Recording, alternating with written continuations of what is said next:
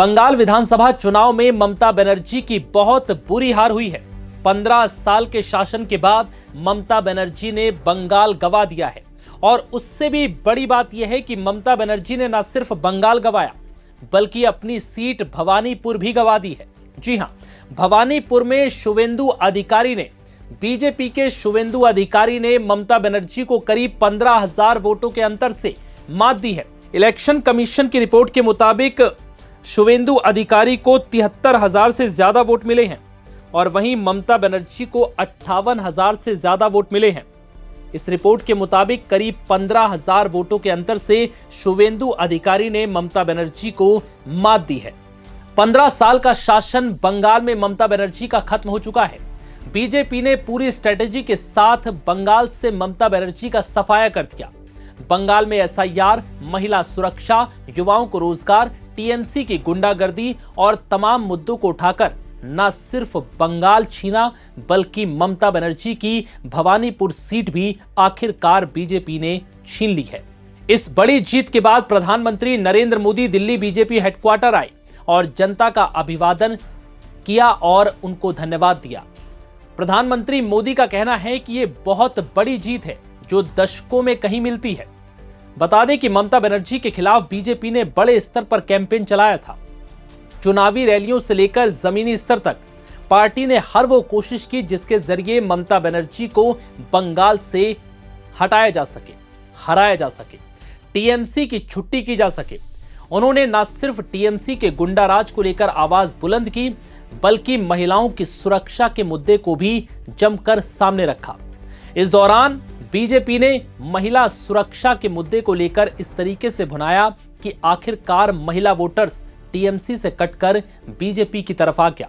यही वजह थी कि बंगाल के दोनों फेज के चुनाव में 90% से ज्यादा वोटिंग हुई, जिसके जरिए यह अंदाजा लगाया जा रहा था कि इस बार बंगाल में एंटी इनकम्बेंसी देखने को मिल सकती है, यानी कि बीजेपी की सरकार आ सकती है और ममता बनर्जी की छुट्टी हो सकती है, क्योंकि सिर्फ महिला वोटर ममता बनर्जी को इतना भारी पड़ गया कि ममता बनर्जी को अब बंगाल से जाना पड़ेगा।